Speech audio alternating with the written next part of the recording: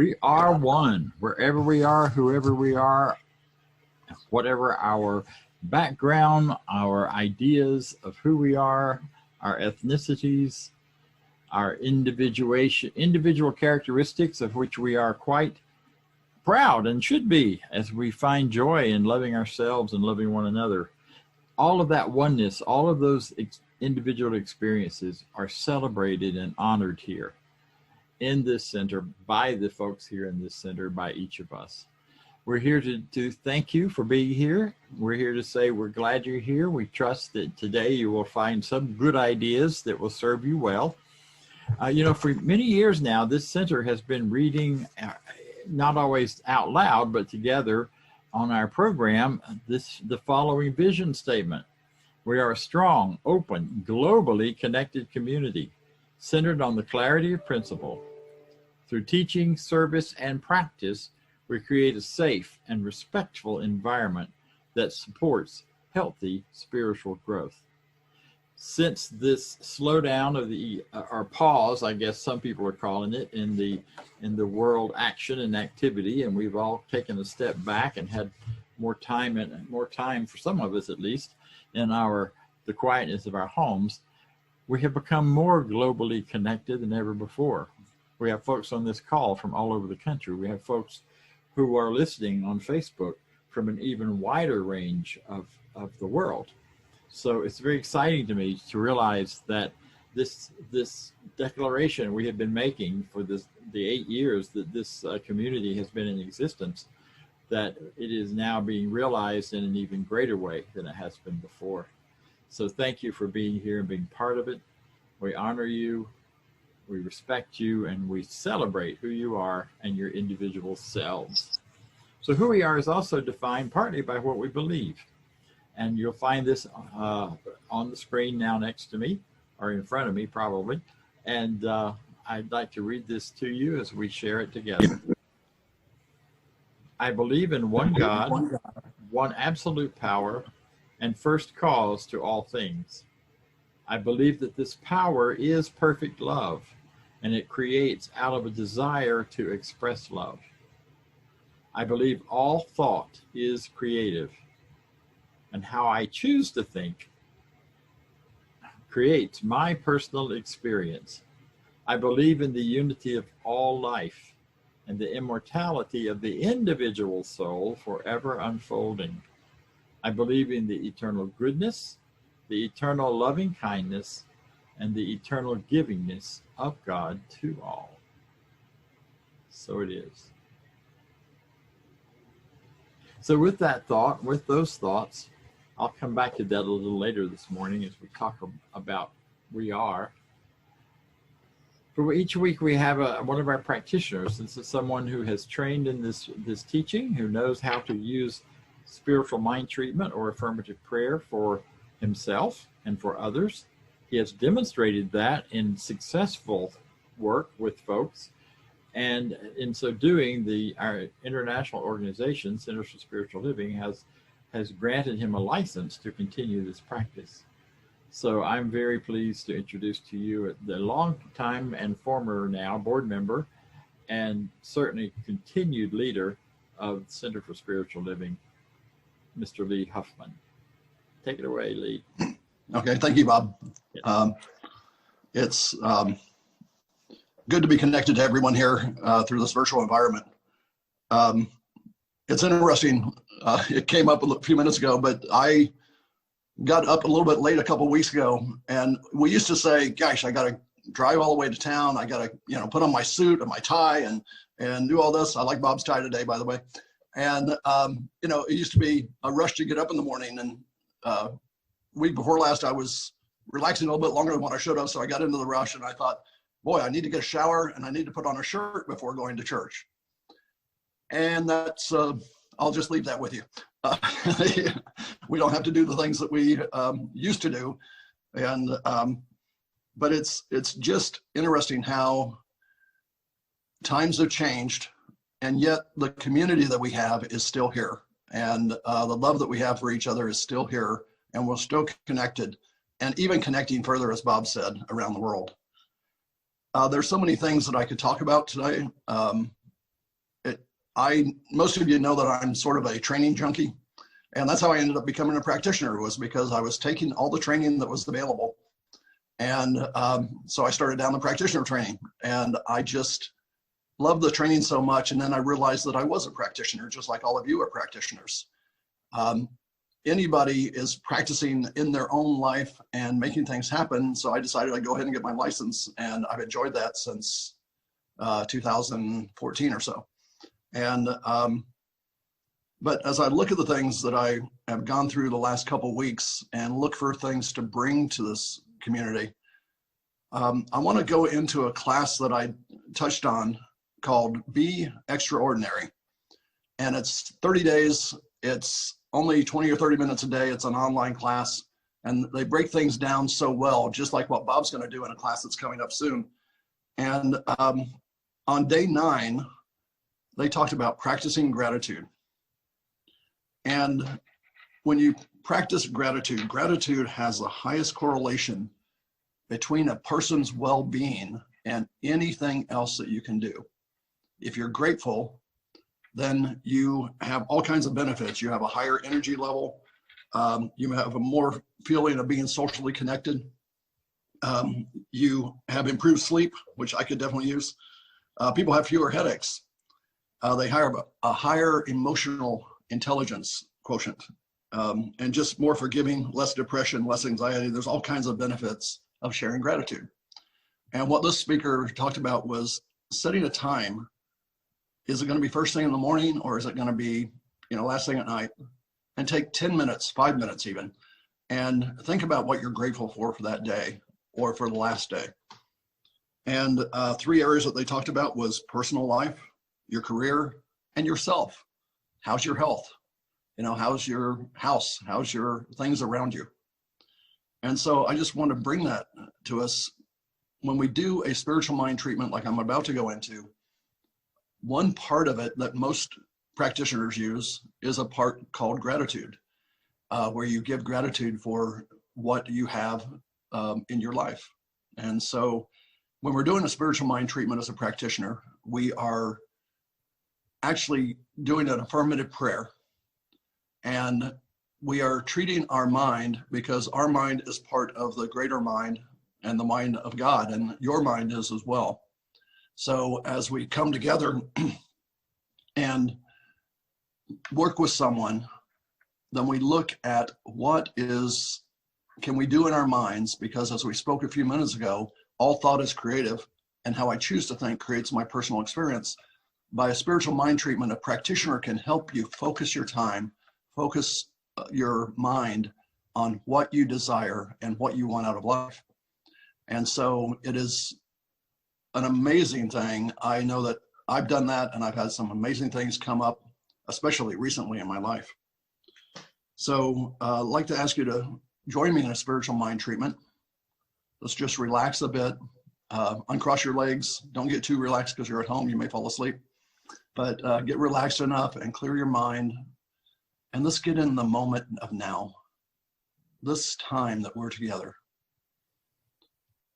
And know these things with me. If there's something here that I say that doesn't connect with you, let it go. But if there's anything that does connect with you, take it with you right now and say it in your mind. I know that all thought is creative. I know that how I choose to think creates my personal experience. I know that there is just one God, one creator of all that there is. I know that that God is connected to every one of us because it created us out of itself. I know that when I give gratitude to the universe, I am focused on good things coming back to me, returning to my life, including good things like this community, which continues to be there for me. I know that everything that I am grateful for will come to me more and more because I show gratitude. So I'm thankful for that, and I know it's coming to me, and nothing can get in the way of my attracting more things to be grateful for. I know that every moment of every day is a chance to focus on the positive things in my life, and that will bring more positive things to me. So I release these words knowing that when I give gratitude, that more things to be grateful about will come into my life. And together we say, and so it is. Take a deep breath now and come back to the session. Thank you, Lee, for that reminder. Gratitude is an amazing practice for all of us. So today the title of the talk is We Are blank, blank, blank, blank, blank. So I thought rather than me talking the entire time, I would invite some of our leaders to speak up and answer the question, who are we? Both as people, as a community, and as an organization. And the first one up to talk with us just a moment or two about that is Karen Childs. She's a board member, a long-time participant in this wonderful teaching. And Karen, you can unmute yourself because you have the freedom to do that. Yeah. There you go. Good morning. Mm-hmm. When Bob asked me to participate in this segment of the program, the first thing that came to my mind was what a huge question that is. It's a big ask. So I tried to narrow it down, this question of who are we? And the answer, as I said, can come in many forms, but it depends on who it's coming from. The Center for Spiritual Living Entity has appropriately crafted a mission and a vision perspective of the answer to this. So I'd like to share with you this who we are question from a personal perspective. I was raised Catholic and continually confused about how there could be a loving God that dispensed favors and punishment randomly, and why I felt only the guilt, fear, and shame of that religion, not the loving part. I left the church. Decades later, I was invited to a Center for Spiritual Living Sunday celebration and have spent every day since incorporating this teaching into my life. Wow, how can that be? What did I feel then? What do I feel now? So here's the question, who are we? The common threads among us in this teaching are many, but basically we accept that there is a highest power, God, if you choose to use that name, is not separate from us. Rather, this highest power is actually inside each of us, in our subconscious mind, that we are empowered to choose the life we want, and that how we choose to think creates our personal experience, as Lee just focused on. We think positively, we are grateful, and we have the tools to create the best version of ourselves. This, to me, is who I am, and for so many of us, this is who we are. Thanks, Bob, for the opportunity. Wow, thank you, Karen. Mm-hmm. You're welcome. And next we'll hear from one of our wonderful practitioners, Maya Fuller.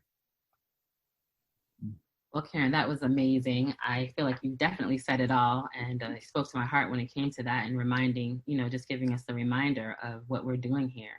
So my answer was pretty simple, but this is just what came to my mind. I said that we're a member center of an international alliance of organizations dedicated to teaching that the inherent good of the universe is available to every person at every moment.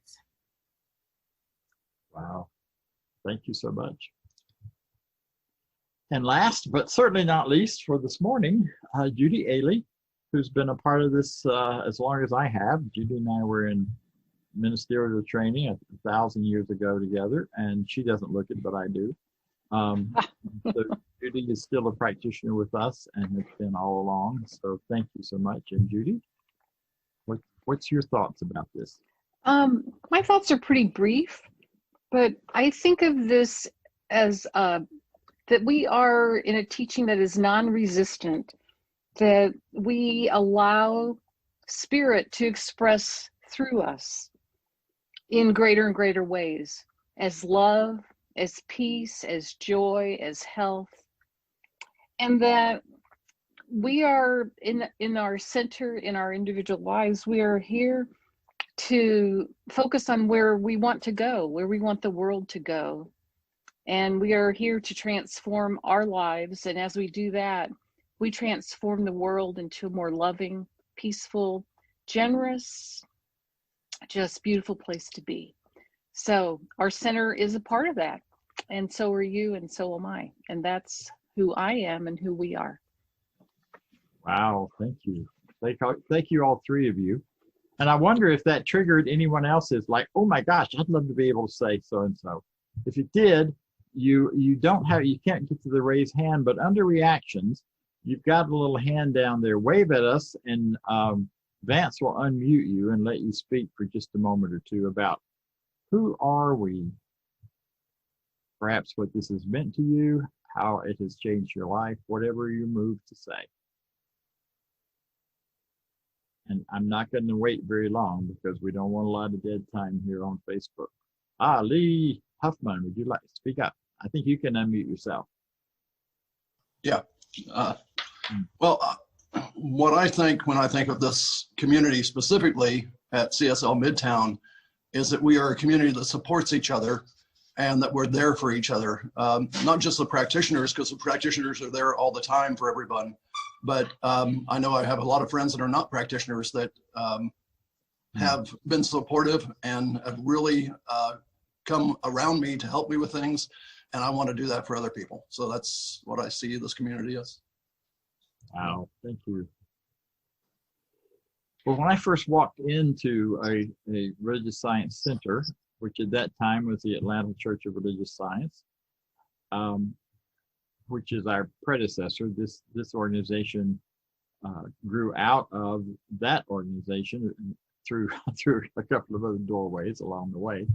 But many of us here are continuous from those days. But when I first walked in, I found a place that felt real and authentic. And I don't remember what the minister said the first day I was there, but there were two things that caught my attention. I felt completely at home and welcome. I was free and able to sit with my partner at the time with complete acceptance and no wiggling or squirming or making sure we weren't giving anything away. And in fact, when we looked around the room, there were quite a number of us there. And then the other thing that happened was I was also very skeptical of any kind of new spiritual teaching because I was kind of burned out on teachings and spirit and any of that at that time. So I listened. I heard him say several times that this strange thing, spiritual mind treatment, was could really make a difference and change your life. And I thought, well, I'm not going to waste a lot of time on this. So I bought the little pamphlet on the way out the door by Raymond Charles Barker that says how to do a spiritual mind treatment. And I thought, I'm smart enough to do one of these. So I went home, I wrote a treatment based on that pamphlet. I wrote it about having a chronic, since adolescence, problem with sinuses, with sinus drainage, sinus stuffiness, and for years had not breathed through my nose without medication. And I was so tired of it. It was so annoying. It had just been an annoyance in my life for so long. And so I wrote a treatment. Didn't really know quite what I was doing, except I was going to try this. And I got all the good words from the pamphlet. I wrote it out, and I started doing it every morning.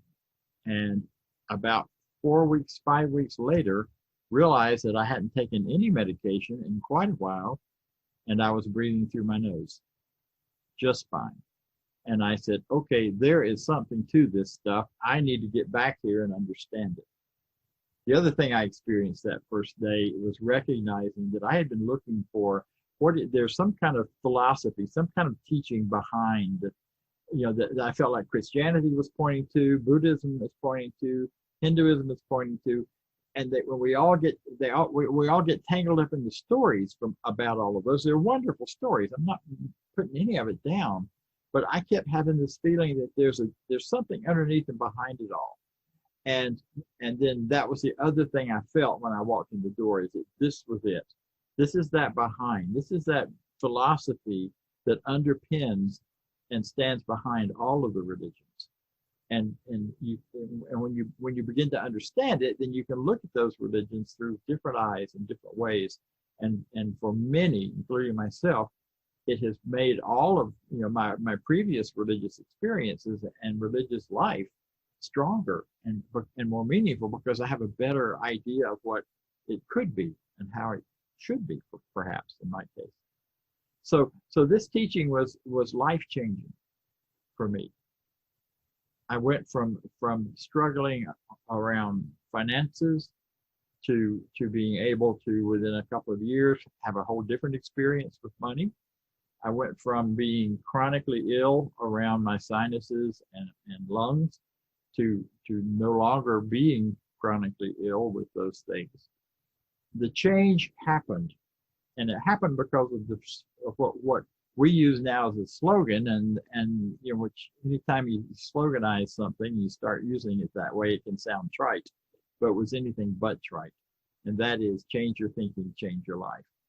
Because that's what I did. I changed my thinking, and I had huge guidance and help through classes, through practitioners, through others who supported me in changing my thinking and changing it in such a way that it would create greater living, greater freedom, and greater life. And I love the way we've each expressed how this was and what this means to each of us. There are some very basic ideas about who we are. We mostly base our teaching here around the work of Ernest Holmes and other of his contemporaries, and later, many later teachers as well, who carried the same kind of theme or basic construct. The irony is we call it New Thought, and it is, because it's all put together in a new way, starting in the last century, in the 1880s or so.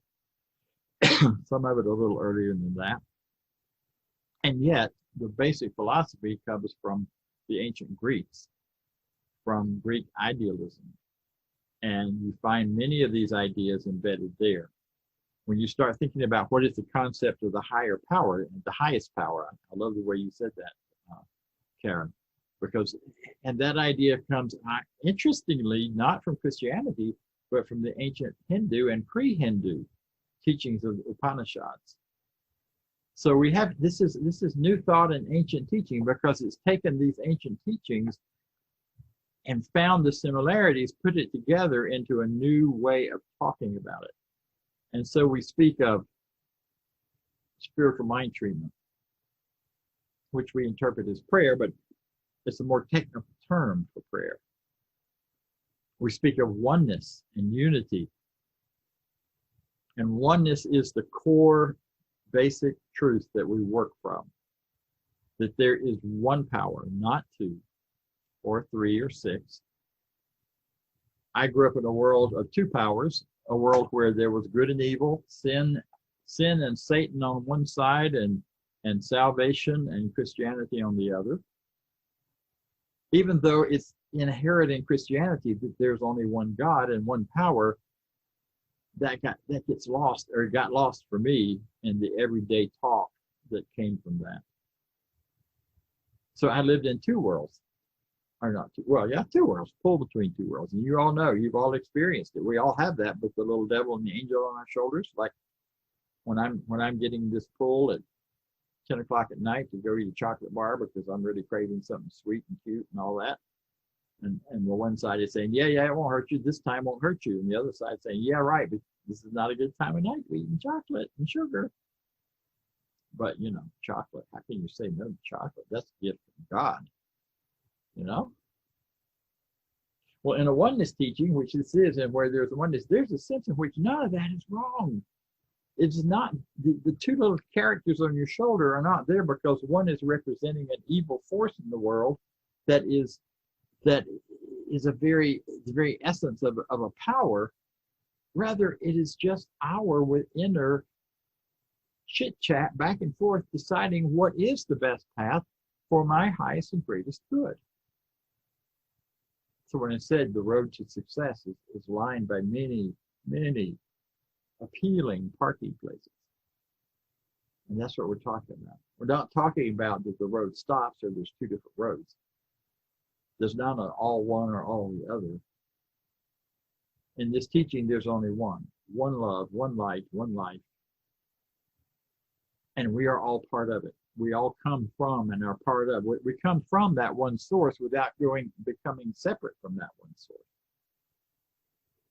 So I look at the world and this community where together we are working and learning and studying and considering and contemplating, looking at the world through the eyes of oneness instead of two eyes of two-ness.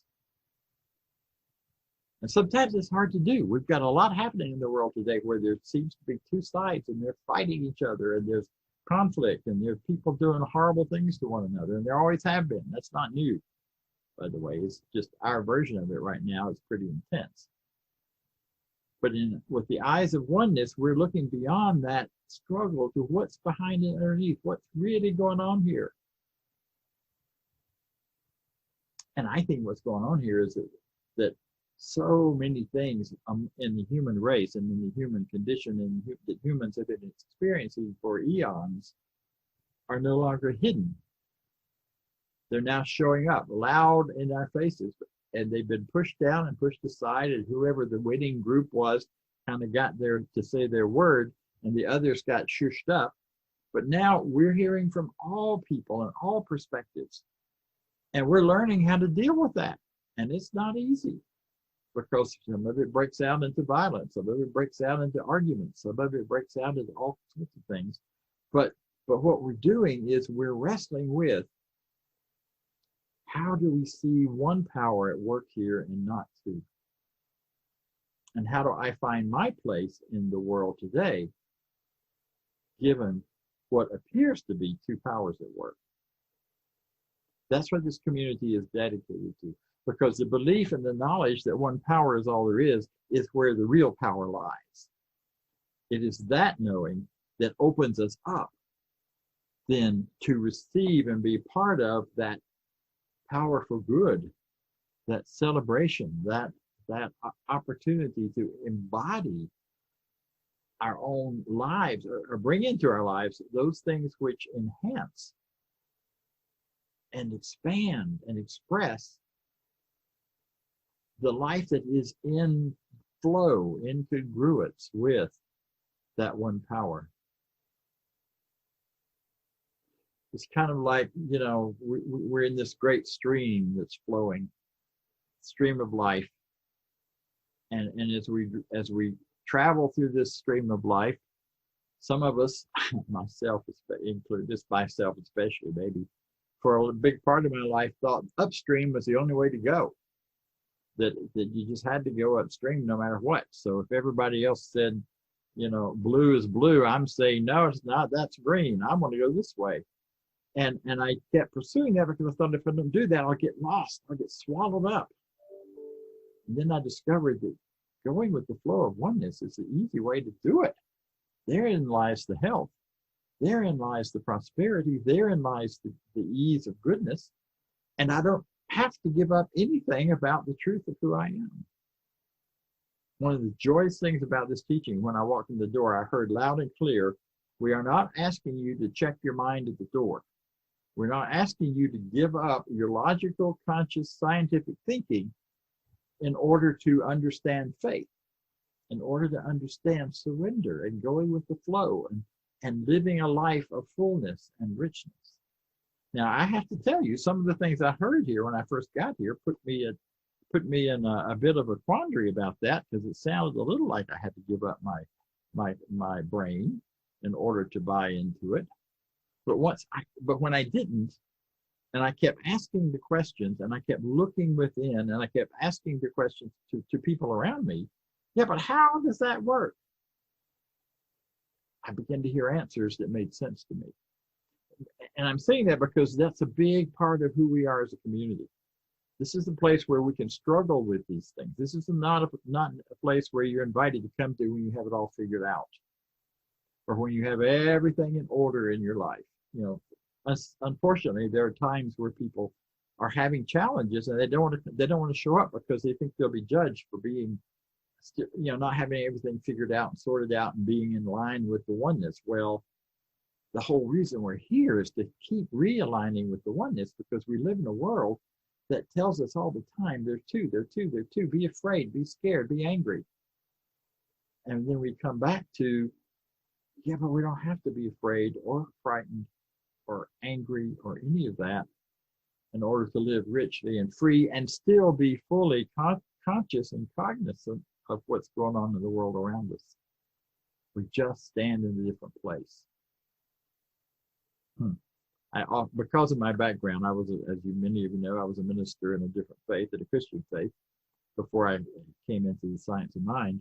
And I often have biblical images that flow through because they're just were so much part of me. And I keep thinking of Daniel in the lion's den. It's kind of like being in this teaching of oneness and this community of oneness. We are standing in the lion's den, and here's all this stuff going on around us that we think might eat us up. But if you stay clear and focused into what is the one teaching, the one idea, the one power, the one spirit, then the lions don't even touch you. They end up, I don't remember now how the story goes exactly, but I know they don't hurt you, they don't bother you, they don't act almost like they don't see you there. And that's what this teaching can do. We're built on love and law, and if you know that, you may have noticed that from our Declaration of Principle, which is what we believe and it's more than just what we think we believe with our heads. The Declaration of Principle and all of the principles we work with are much bigger than that. They are the opportunity for expression. They are what we believe and what we act on and what we build our lives. This is a philosophy, but it's also a way of life. And it's a way of life built on that philosophy. So the first part of that, of our Declaration of Principle, is there's one power. The second part of it is we believe this power is perfect love. So love and law is how we live our lives. It's the balance between love and law. They are both there. They are equal. They are present all the time. They're so important. They're so necessary. Love is that passion, those things you care about. Those things that you wake up in the morning and think, I can't wait to live today because I get to enjoy and experience these things. And the law is that part of how love works that follows certain patterns and certain methods that we can learn, and we can learn to work with and learn to experience in a better way. Human beings were far better off when we learned how to work with gravity. Till we did, it was kind of messy, I'm sure. We knew it was a power, we knew it was a force, something was sticking us to the earth. But then we learned about gravity. We learned how to handle it and work with it. And as we learned to do that, we learned to fly. Oh my gosh. We aren't defying gravity, we're working with gravity when we do that. We're balancing gravity and other forces in the universe. And that's how spiritual law works. It's learning to love in ways that allow us to express and to live freely and joyfully and lovingly. So love and law, we balance back and forth. And the core of that is the idea that what is happening on the outside has within us already images of what is, how life is. There's a philosophy, there's a psychology actually in called object relations theory. And in that, the whole idea is that children learn by experiencing things, and therefore they create internal objects, mental, spiritual objects that represent what we've seen and learned on the outside. And that's what we know in this teaching is that for everything happening on the outside, there's an internal mental image called a mental equivalent and if we really want to change our experience on the outside, we change our mental equivalents. Well, the way to change your mental equivalents, we're back to change your thinking, change your life. It works so simply, and yet it is not simple to do, because changing our minds, especially from deeply held old beliefs, can be really challenging. because we have to face our fears. We have to decide whether those things we experienced in childhood and later are still the truth for us. And we get to decide, do we want to keep it or not? So thank you, Lee, for bringing up gratitude, because gratitude is one of the most powerful practices for staying in line with seeing the oneness. In all things, be grateful. Not for all things, but in all things. Find something to be grateful for in the midst of whatever chaos you're going through. This center and this teaching, whether you're experiencing it here or elsewhere, and it has many iterations, not just in Center for Spiritual Living, but in many of those places, in all of those places, it's finding that idea that will go click in your head and you go, wait a minute, that's a better idea. That's a different idea. Jesus said, it's done unto us as we believe.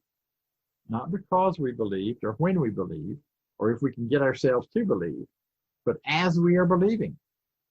So if things are happening, as they are happening, it is happening because as you are believing it, it's showing up. So then the issue, it's the old, if you want to lose weight, don't try to polish the mirror or get a concave mirror so that you look skinnier. That doesn't change your weight at all, but it may change how it looks. We cannot polish the mirror to get ultimate deep down change. We have to change our thinking from within and change those mental equivalents, change those ideas so that they become rich and beautiful. In 1996, I was in Tampa, Florida. I was just started my ministry in Centers for Spiritual Living, had a small center there. And I, along with some other friends, were participating in a gathering of about 6,000, 7,000 people. Totally changed the landscape of Tampa. We gathered from all over the world. There were, in the opening session, we were in an auditorium that barely could hold us all. There was standing room only, and there were speakers on the outside. And this very, very dignified and graceful woman stepped up to the stage. We were a gathering of gay and lesbian courses from all over the world. We came together to sing to one another and sing to the community. And each group, there were thousands of people. And Maya Angelou stepped up to the microphone and she began our opening by saying, I am a lesbian. I am a gay man. I am a survivor on the Pacific Rim, catching my fish every day.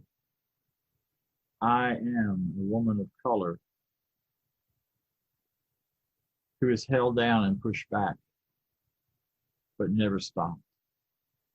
I am a businessman in the streets of New York.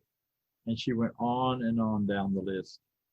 And when the crowd stopped cheering long enough to hear the rest of her I ams and realized that what she was declaring, that we are one and that we are all connected to everyone and everything in some way, we were all in tears. I get choked up thinking about it now. This amazing woman who started out in a horrible situation in childhood and through some pretty rough times growing up. If you've not read any of her books, I highly recommend it. And it was, and in spite of all of that push from within, that push for life to express fully and richly was so strong and so well expressed and defined that she became the poet for the country. She wrote amazing things, and her consciousness was unbelievably expanded and rich and wonderful and embracing of all people. That expansion, that embracement, that growth is available to every one of us. we have many of the tools that will get you there. So I invite you to consider joining us if you have not. I invite you to consider continuing this, sharing this with other friends and other people. I'm wearing my colorful bow tie today to represent the fact that we are multicolored folk. We are all from all walks of life, all backgrounds. You know, the gay movement did not start the rainbow idea. The ancient Jews carry it forward, and it's in many of their temples and synagogues because it represented God's promise never to destroy the world again. And it represented the Rainbow Coalition. And then there was another Rainbow Coalition that was part of a kind of a hippie movement.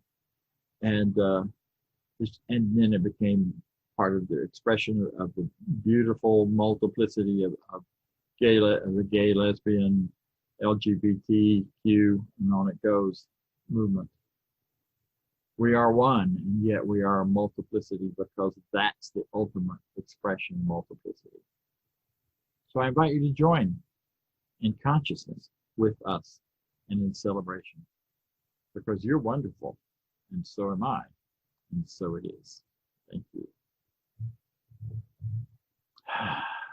Not the main, that's not true at all, but one of the things we teach and part of being free to allow Spirit to move through us with power and with goodness and with ease is the recognition that life unfolds in ways that it is a constant flow, it is a constant circulation. So we teach classes on prosperity. We learn how to, despite what's going on in the world around you, just like Daniel in the lion's den, we're able to still live in a prosperous consciousness, a prosperous world, a prosperous opportunity. So I invite you to consider with us in this time, if this has been a meaningful time for you, if you've heard something that changed your life, if you are wanting and loving this community and wanting to continue to support it, go to our website. There's a place there to contribute. There are opportunities there to support the community and support who and what we're about there in this time and in this place. So I invite you to, if you will, join me then in our affirmation that we do each week on prosperity, and consider clicking on that wonderful place. So here's what we say.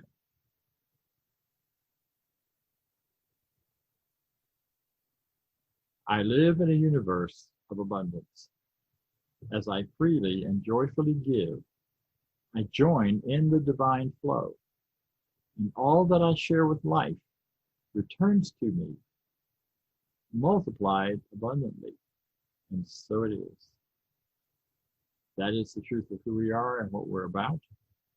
And so, because we live in a joyful, abundant universe, and it's because we're made of the joyful, abundant universe, then prosperity is naturally ours. So thank you for that. So now moving on we have some announcements as we wrap up today. Coming up in September, our theme is Facing the Fear. Today wrapped up our monthly our theme this month. So we're now moving into Facing the Fear. And next Sunday will be a question of faith. I'll be speaking, and it's also our Sunday celebration to have our coffee together. Normally when we met in person, that was coffee day. Karen is grateful because you have to make your own coffee now, and she doesn't get to bring it to you. But we're grateful she was doing it all that time. So get your coffee, come back after we're done. We'll take about a 10-minute break. And then we're also going to do presentations of the people who have earned certificates in our classwork for the last year. I'll have a list of those. Those of you who are on those lists, you'll be getting an email from me just telling you what you received, and we'll also then share it with the whole group, because we want to celebrate. These people have put time and energy into knowing and understanding this teaching for the purpose of making their own lives better. But as they have increased and brought greater good to their lives, they are bringing greater good to all of us at the same time. So Tuesdays, we still have our online spiritual empowerment sessions. which is an opportunity to come together, discuss whatever you want to talk about, and then we do treatment at the end for all that has come up. It's the same ID in Zoom as this one.